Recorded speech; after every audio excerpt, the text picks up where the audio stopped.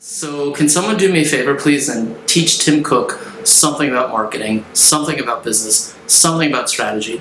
So today is June 14th, 2020, and a couple of days ago, Apple made an announcement that they are going to go to doing their chips for their Mac line in-house. So a couple of problems with this. Number one, and the biggest issue, is I don't think that this is going to work out. And if I'm wrong, in a year or two from now, I will be the first guy to admit that I'm wrong. But I don't think I'm going to be wrong. And here's why. When Steve Jobs was fired from the company, during that period, they actually went and did their own chips in-house. Right? The first one, 68K to PowerPC. And that transition happened about 10 years ago in the mid-90s. I wasn't here then, but the team then did a great job from everything I hear. And the PowerPC... And then they decided to go back to Intel once Steve came back to the company. We want to constantly be making the best computers for you and the rest of our users. And so it's time for a third transition, and yes, it's true. So when you think about competitive advantage, which is one of the most important things that students, whether you're an undergrad or an MBA student, really needs to understand, and I always try to drive this home, but it seems as though even these leaders really don't even understand what's going on. There's a couple of reasons why you would do this, right? So if you're looking for a competitive advantage from this standpoint, you're probably looking at it from two main branches. One would be cost. I'm going to save costs. Apple is not going to save costs this way for two reasons. One, they are already squeezing their suppliers pretty hard, and that part is fine, by the way, pretty hard in terms of everything they source, and they're already probably getting a really attractive price. So there really isn't any further cost savings to be had from that standpoint, and there's probably going to be little to no impact to margin overall. Well, after the amortization, after the initial investment, Apple will have a lower unit cost. No, you won't. Think about all of the chips that Intel does every single year for every single company and for various applications. And think about, even though Apple does a nice volume with their Macs, think about the difference between the number of units that Intel makes versus the number of units that Apple's going to make. It's not even a comparison. It's a joke. It's a huge joke. And even if you try to compare that, it's a real big joke. So that's not going to happen. Quality, there's a piece to that as well, and I don't think the quality that Apple's going to do is ever going to live up to Intel. I'm talking about right now quality in terms of durability, how long the chip is going to last, and that good stuff. So I don't think that's going to happen. And then take on the last piece, which is performance. Who is better at doing chips? Intel. What does Intel do? They do chips. This is all they do. They are experts at doing chips. This is what they know. That's what they are all about.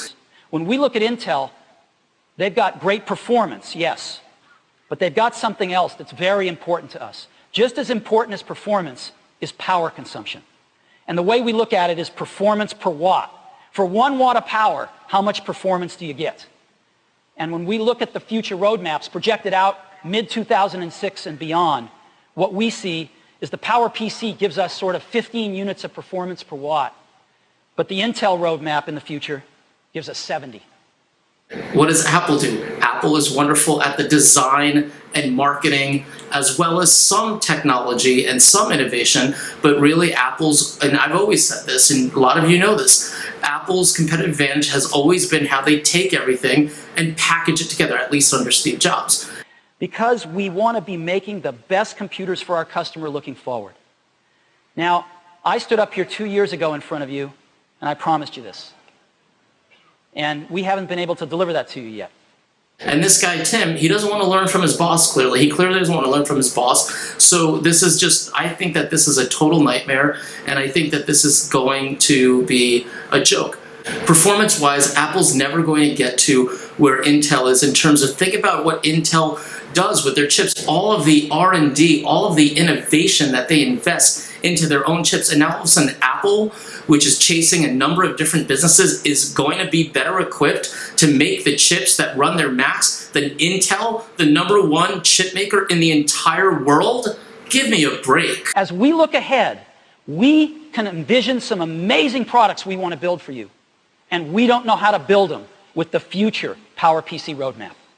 This is really going to be another huge debacle, just like Apple Maps. Remember, what was it now, 8, 9 years ago, when Apple basically decided, oh, we're going to do, well, this was Tim Cook, of course, we're going to do Apple Maps ourselves, we're going to do the back end ourselves. And what did they do? So you were looking for a bagel shop, and it sent you to a damn Chinese restaurant, okay? You didn't even know your home address anymore. It was a huge joke, and what did Apple do? Apple, on the back end, they went back to using Google. Why? Because Google is the biggest freaking player in the location and GPS business. This is part of what they do. Okay, so you always have to remember competitive advantage. What do you do in-house versus what do you get from the outside? And so this tells us what we have to do. In 2014, I sent an email to friends and coworkers, and I have that email, by the way. I really defended this guy, Cook. I really defended this guy originally, and you know what? I'm so sorry that I defended this guy. I really am so sorry. This guy knows nothing clearly, and it doesn't seem like he wants to learn, and it's just, this is going to be another nightmare. So at least you will learn how to do competitive advantage versus, this guy who gets to be CEO of a major company and shouldn't even be in that role. So send him back to his operations role. He did an okay job at that, not this role. So send me your comments and questions, and each week you'll get a chance to win a copy of my book. And I'll answer your comments and questions during the QA video for that week.